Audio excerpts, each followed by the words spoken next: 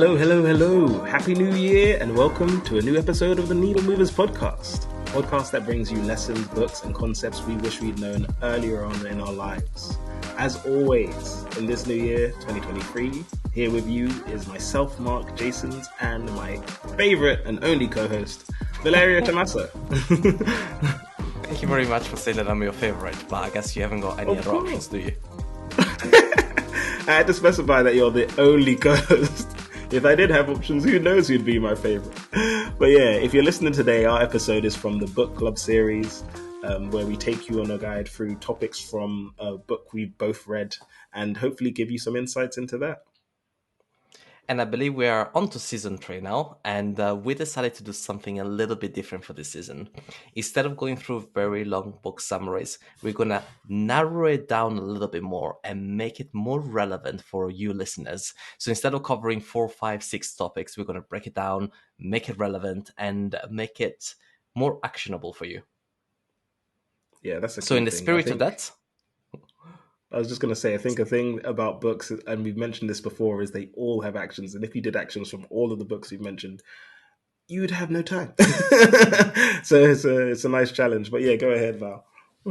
So in the spirit of that, today we're going to be covering 2 key topics to take away from this fantastic book called Never Split the Difference, which was written by Chris Voss, an ex-FBI agent. And it's all about negotiation. So you might be asking yourself, why is negotiation even useful? I don't have to do it in my day-to-day. But Why yet is you might negotiation useful? in the first place. And I think when you think of it as the word negotiation, you can miss out how it is useful on a regular basis. When I think of the word negotiation personally, I think about like kidnapping, and then you send in the negotiators in movies, and they're just like, "Please, we'll give you this," and they're like, "Deliver us pizzas," and we've got hostages and all these things. Okay, firstly, I like how pizza is included in this example. You know, you get a hostage. Mark wants pizza. Listeners, be aware of that. Mark is Oh my God. He's a cheap kidnapper. Secondly, I like how you think about kidnappers. Like for me, if I think about negotiations, I think about maybe a sales manager. Like you think about kidnapping. I'm sorry that one of us watches movies and the other one of us pays attention to the pizza. But yeah, I don't know. Everyone else has their own reference when it comes to negotiation, depending on what they do for a career or how their life is. But most disagreements can be not even disagreements, I would say. But if you want something and you have someone that you have to communicate with to get it, you probably had to go in some form of negotiation. There's a price that can be reduced. There's a time that can be extended. There's some form of negotiation that you've already had to face or will have to face in your life. And the skills that is presented in this book about never splitting the difference is from someone who's an expert in negotiation, since he's an former ex-FBI agent. So he's had to utilize this skill a number of times, and therefore it's kind of I guess generous for them to share it with us and say, here's where you're getting it right. This is how I found it when I read it. Like, here's where you're getting it right, and here's some things you could also do to bolster and improve your negotiation skills. It's also different from everything else I've seen before. Every negotiation classes I've taken, even in the MBA that we've done, it's all about finding a midpoint or giving away something in order to receive something else. And this is all about not doing that and thinking about it very, very differently. I know that in the past, maybe let's call it like a year or so, I have done negotiation, but it was certainly never to this level. And I think looking back, I wish I had known about this a bit more and not employed what I knew, because perhaps it would have gotten me somewhere else. Now, the kind of examples I can think of is my wedding. I tried to negotiate with vendors, and I did manage to shave, a cost here, a cost there. But the tactic I employed was about receiving a price being anchored to a certain price. So, for example, photographer costing, I don't know, £5,000 or whatever, and me trying to get to the photographer and say, "Oh, actually, we only really have a budget for 3,000," hoping that we will get to a midpoint of 4,000. So there is always this play that you will go much lower than than you ever want to pay, so that you can try to get to the midpoint that you're really willing to pay for. And I'm not sure, Mark, if you've employed similar tactics in the past. That's funny because just like a week ago, while in Nigeria, I went to this market called Lekki Market, and they are renowned in the fact that they will overprice and overcharge, especially if they know you're not local Nigerian, like you're there in it. And I saw there was one point where I saw a number of people who seemed like they were from Italy who were just giving them euros, and I was looking in astoundment because €1 in essence, not even one, let's say five, is overpayment beyond belief. But they were giving them tens and fifteens, and the guy was there, and he looked at me, and he just started smiling, grinning teeth, like, laughing, and I'm like, "You're doing it in front of their face." There was like four tourists who were just paying money, thinking they're getting a steal, and of course, it seems like a steal in relative. But when I was there, the tactic that my brother was using in front of me was whatever price they said, state 20% and then work your way up and see where you land. You know what I mean? And the tactic I would use was, it was always like a number. So I'd have a number in my head and I would not spend beyond it as the overall number I wanted to spend there. None of these, though, incorporated the actual ones that we're going to talk about here. And I think another thing that comes to mind when you say about utilizing negotiation skills is, if you read this book, it might not come to you, but it came to me. These skills require you take time. Mm. Well, I hope you've taken something back from me, and if it hasn't taken anything back from me, I will let you know in the next podcast anyway. At least we'll still have a podcast. That's it. I thought I was going to say we won't be having a next podcast. And we will not be having a next podcast. No, it's too late now. You already said you'll let them know. That's what broke it for us. Anyway, on to topic one. So, topic one, create trust. Why build trust in the first place? So, for negotiations, the book describes how trust is key and provides an insight into another person's thoughts and an understanding of their needs and wants. This is very useful in terms of, without the trust established, they don't trust you. So your negotiations aren't looking like they'll go well in the first place. And you quite frankly can't really understand them unless you've uh, express that you know what their needs and wants are. Otherwise, what are you negotiating for? Like, it's not really a negotiation; it's a demand at that point. So here it kind of explains how you really want to get established, how you are understanding and, quote unquote, I'd say, this is my take on it, slightly looking at least empathetic to what their needs and wants are. So when building trust, you can face what is considered, say, a door that looks closed. So what happens when a door looks closed? Here you're supposed to employ tactical empathy. So that's a combination of empathy, but applied strategically. I will say this, by the way, when reading this book, I did find that if you take the word like a lot of what they say, it sounds like manipulation, but it's really influence. That's not up for me. That's not up to me. It's just very useful. But yeah, you use tactical empathy. And so here is where listening can shed light on emotions. So it's like active listening, if you know what that is. And by Mm. listening, you can then apply labels. So here's an example. Let's say you ask for a raise at work, and your boss, of course, says no immediately. They don't even let you finish the sentence. They're like, nope, budget is tight. Here, you may fall into the trap on focusing on your own achievements and insist on what you did instead of, in this case, taking yourself out of the equation and then trying to determine what are their underlying emotions. So here is where you, instead of focusing it on you, you could say, it seems like you're under a lot of pressure from senior management. You know, they usually give you a certain reasons. Budgets are tight. So, oh, it seems like there's pressure here. And you don't say nor mention your own feelings, but rather focus on how the other person might feel. This labeling leaves it open, or let's say very open, for the second party to open up. And thus they start building more trust in yourself.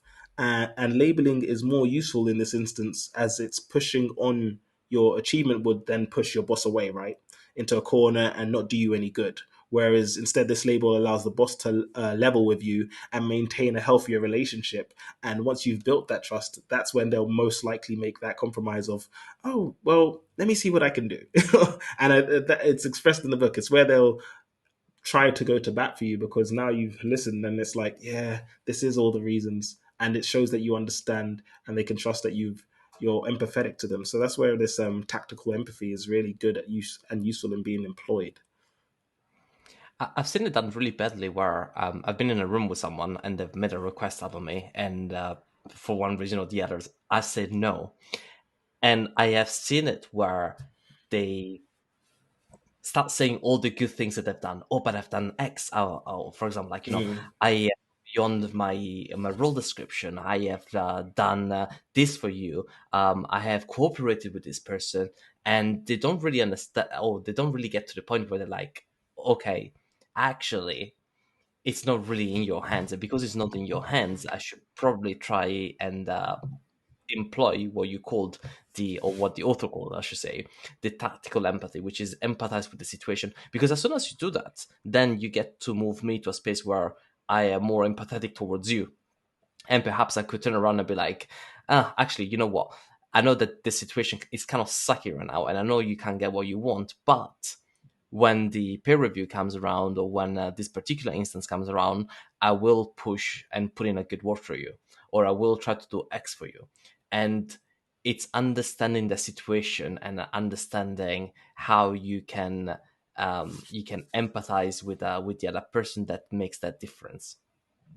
And I of course, think this is yeah. Go on. Sorry. I was just gonna say, I think I've seen it as well, where I'll have it's easier to get even when I'm negotiating in a sense response when you've already acknowledged what you know they're going to say. It's just that little bit of homework sometimes. So or they'll have to tell you it's not thing, but they might be like, well, my budgets are pushed to this amount, and there's this pressing urgency. So then repeating it, not even just repeating it, but being t- tactically empathetic in the sense of, oh, it sounds like this is the case. They'll repeat it, and then in their mind, you have now differentiated yourself from the people who have just gone me, and become one who's like, I'm on your side on this. It's a shame, but and it's not. I would say this: it's not saying it's a shame, this is wrong, blah blah blah. You're not bringing yourself into it. You're just saying this is the circumstance that is. I fully now understand and respect it. They become more aware that you are, I'd say, in this circumstance, different to the ones who are just focused on themselves. And it's like, there's the aggressive side where it could be, yeah, but this and this. But instead of just being more aggressive towards it, you seem more open, and it makes it easier on them to see what they can do about it. Like, especially when it's applied to me, it's like, well, they're aware that the budget's tight, and they, you know what I mean, they are deserving on this. I'm suddenly finding ways in my mind to do mental arithmetics to back their corner and say, well, there might be something I can do about it, and if there is that opportunity, then I will push towards it, because it doesn't seem like not work, but that external effort has been applied to me. It's now an intrinsic force within myself where I'm now thinking of, um, this is something that's already happening. This is still something that's already happening. I've now got this person in my corner, which makes the load a bit easier. You know what I mean? Whereas if you have to think about this person shouting at you like, "What about me? What about me?" Now you just got another pressure coming from a different side, and that's where I think it comes in very useful in employing it to make them feel like, well, like it says, you build more trust in this case, right? Yeah, and I think that's when the classic negotiation techniques can go wrong, because everything you read about them, it's all about getting yourself ready, preparing the logical arguments, and I guess preparing the evidence to show that you are worthwhile for perhaps that promotion or that pay rise or whatever. And when you concentrate so much on you also come across as you, and all Yeah, you come across as is this let's call it like selfish person. And if you employ that tactic during your so-called negotiation, you can end up in a space where, as you said, you come across quite naggy. exactly. So this is one technique. The second technique that the author talks about is called mirroring. And you may have come across this in the past somewhere as straightforward as in a restaurant. You go to a pizza place as you do on a weekend. You order your Pizza, huh? margarita. Pizza, yeah, pizza is back. You order your margarita and your diet coke or a beer or whatever, and you have your waiter repeating exactly what you just said. Okay, you want the margarita, sir, and you want that beer. And this technique of mirroring is essentially something that you can use in order to give an impression of familiarity towards the person that you are engaging with. And this familiarity gives an impression that you know someone better. And because of that, they are more likely to open up with you. Now, that might not necessarily happen in a restaurant where you're placing an order, but if you're having a one-to-one conversation, or more specifically, if you're negotiating with someone, using the mirroring effect is what can allow you to have a conversation where the other person opens up because you are getting closer, or you give that impression of being closer to who they are as a person. So, like, I touched on this in the tactical empathy part, but the mirroring is a separate whole identity that the book outlines, and it really is that where it builds familiarity. So it that's why they play beside each other, and they're all, I guess, key parts in building trust. But yeah, waiters do that, and it's funny because honestly, for a waiter, that is a huge trust deal. Like, have you ever sat in a restaurant and been with a big group, and a waiter has come without a pen and just heard all your orders and said, "Okay, fine," and then started to walk away? How much trust do you have that they have got it? Like Zero. the fear that, yeah, the fear that will run through your mind is like, like, what do you mean? Unless you've seen them execute it. And so if they still don't have a paper or anything, but then they go through and they list for each person, this is what you wanted this minus this, the trust is fully established there. In fact, even if it is messed up, you're more likely like, oh, someone in the back might have miscommunicated it because I know they had what I ordered on lock. You know what I mean? Let alone if they write it down. So but that works with people as well. It works outside of it, and it works in communication, in negotiation a lot, because they're like in helping building trust, they hear that you are one familiar with what they're saying, are able to repeat it and understand it. Like it like entails more than just mirror. It means like you are on, if I wanted to put it on the same wavelength, let's say, like, yeah, they get it. And it's funny because if you've ever had those conversations where you've not listened and you just repeat the last thing someone says, they love it. Like, so angry. And they're like, yeah, I can see why it's so angry. They're like, yeah, exactly.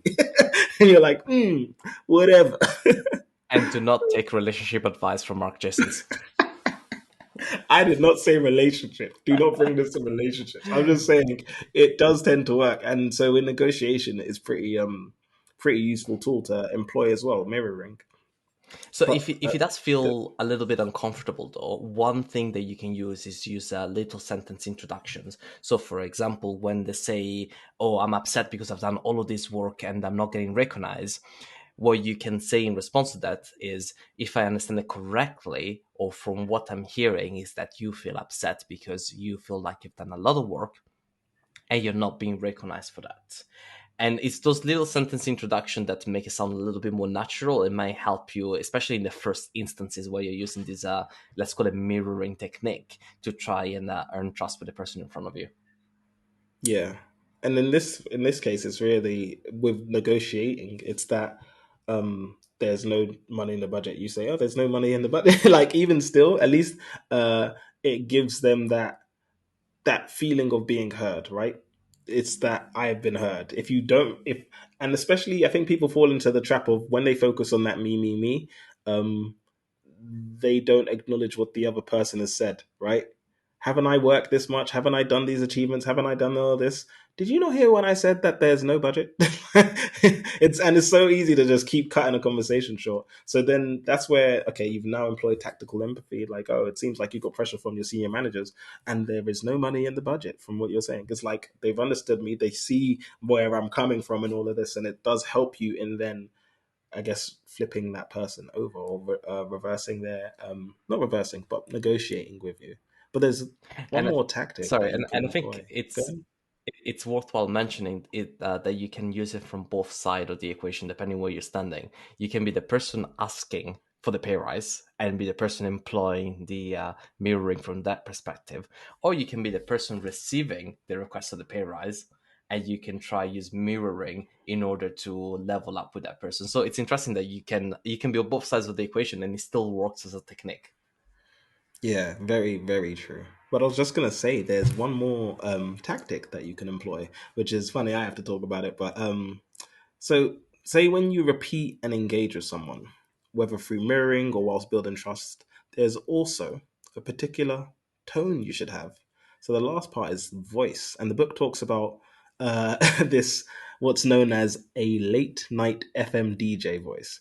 It's funny because when I heard it, because I listened to the audiobooks and and when I thought of it, it to me reminds me of that, that tired voice you get at the very end of the day, or when you just wake up and people are like, that's not your voice. And you're like, no, that's my voice. That's how I sound when I'm talking. It's that one. But it's basically a downward inflection. It's a calm, slow pace. When used correctly, it provides a sense of authority without triggering defensiveness. Um, and someone who was very well known for exercising this was actually Margaret Thatcher. She was particularly good at this. In specific, she changed the tone of her voice to adapt to her peers, so depending on who she was talking to, and thus gained their support.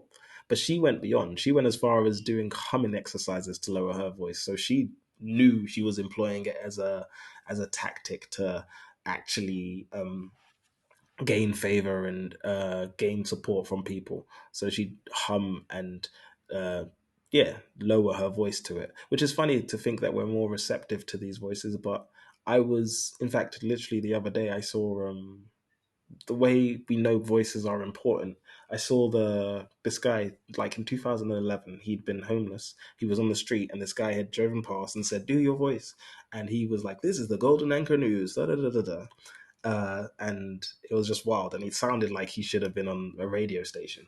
Oh yeah, this was Fast. a homeless guy, right? Yes, exactly. A homeless guy sounded like he should have been on a radio station. He became viral, and he went from what was it, homeless to Hollywood, because his voice is what people like to hear. Like you already immediately knew who I was discussing because it's that same guy. So it's now 2023, and he's still successful. He's got the voice. We like certain types of voices, and his was like the archetype. And there's a funny. I always wondered, like, why do people on the news even? They all flow into the same cadence and this rhythm, and it's because people are more receptive or prefer certain voices. They might not talk like that when they go home. They might have different dialects or country accents and tones, but when it comes to negotiation, funnily enough, that FM DJ calm, slow paced voice is way better. And it's funny because once you, let me just skip ahead and say, inject emotion, you can tend to go faster and more erratic and just try and negotiate like this, and that doesn't help your case.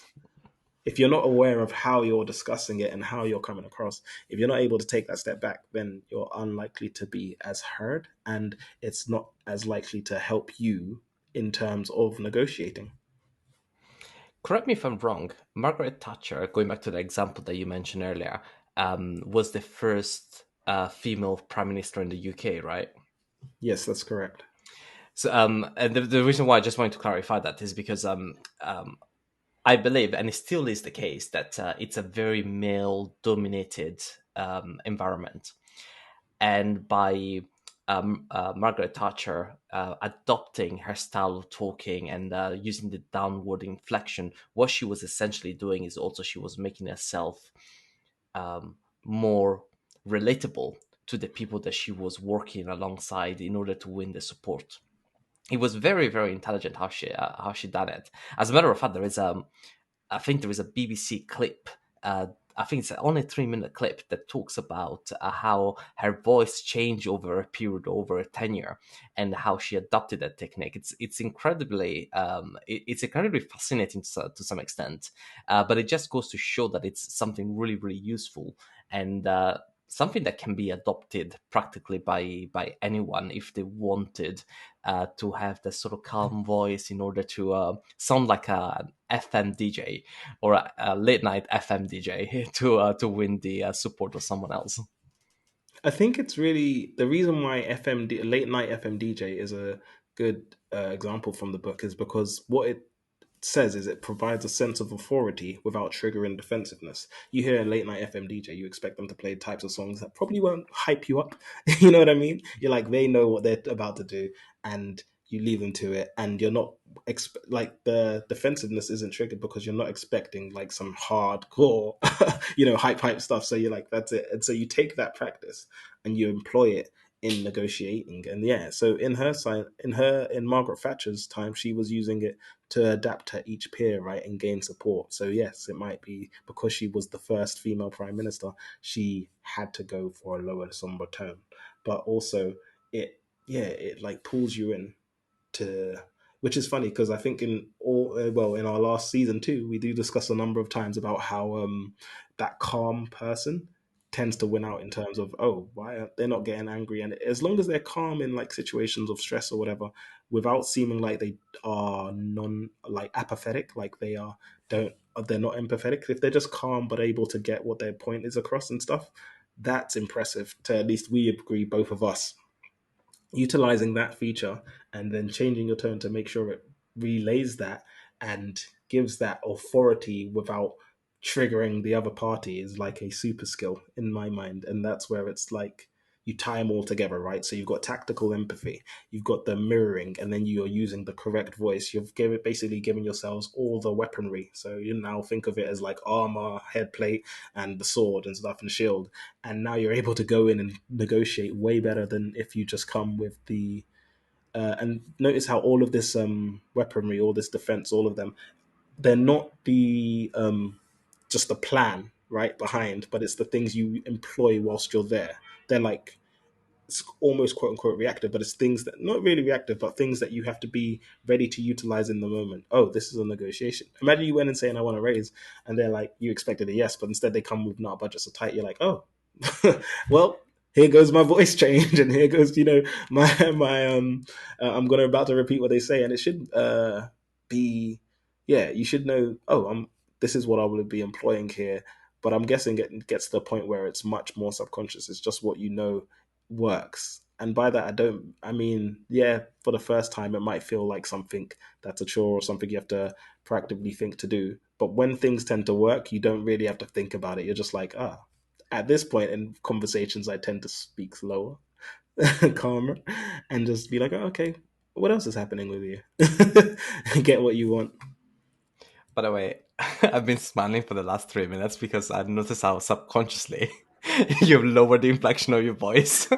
Shut up. Shut your dirty mouth. Shut your dirty mouth. I want to hear how I sounded at the start. That's why I laughed when I was You're like, like, this is what I put I'm gonna together. keep speaking now. I'm gonna make some really smart points, and I'm gonna use a very low inflection. I wanna see if he notices. I really want to hear how I sounded because I knew I was going to change my voice to give an example, but then I just didn't remember how I normally sound anymore. It is what it is. This is the I'm gonna curse of speak like reading this books. from now on. I'm gonna have a low voice. I'm gonna be the I'm going to be night very FM calm. DJ. Good night, FM. We should only record at night. That's our new thing. We'll be authorities and just don't be defensive. Do what we say. Give us that 5 stars. We're on every platform. So, this brings us to the end of our episode today, and we've discussed creating trust, which is broken down into three topics. The first one was essentially looking at how we can use tactical empathy when it comes to negotiating with a party, either whether you're making a request or whether you're receiving a request. Secondly, we looked into the technique of mirroring and how that can help to win the trust of someone and also make you look like you're closer to who they are and what they want. And thirdly, how you can use your late night FM DJ voice, Ooh. a calm and relaxed Ooh. voice, to win over the support of someone. Ah. Oh dear. Yeah, but this has been, of course, another episode of our book club series from the Needle Movers podcast. We've been discussing Never Split the Difference, a book by Chris Voss. As always, I say read the books, they're very useful. This is part of a multi series because we have, as a Valeria already described, been decided we want to give you more actionable items that you can utilize in each episode. And I mentioned already, you know where to find us everywhere. We have our website, theneedlemovers.xyz. Then we also have our social media accounts: Instagram, YouTube, TikTok, wherever you want to find us. It is the.needle.movers. And beyond that, find us on wherever you listen to podcasts. The Needle Movers Podcast. We're there. We move When you were needles. talking about your social media, I was going to add in there. You can find us on MySpace and High Five, and then I realized that And half of the Bebo. people wouldn't get that joke. You just trying to age check us? Make everyone know we're from the dinosaur era. If you, I swear, MySpace still exists somewhere out there in the abyss. If you don't know what MySpace is, look it up. But don't look it up before you've read the book and given us that 5 stars we already deserve. But please give us feedback. We do want to hear your thoughts, and if there's any books that you'd recommend or theories, we do discuss those too on our deep dive series. As always, I've been your host, Mark Jasons, and my co-host, Your Valeria late Tomaso. night DJ, Valerio Tomaso. Yeah. And as always, until next time. Adios.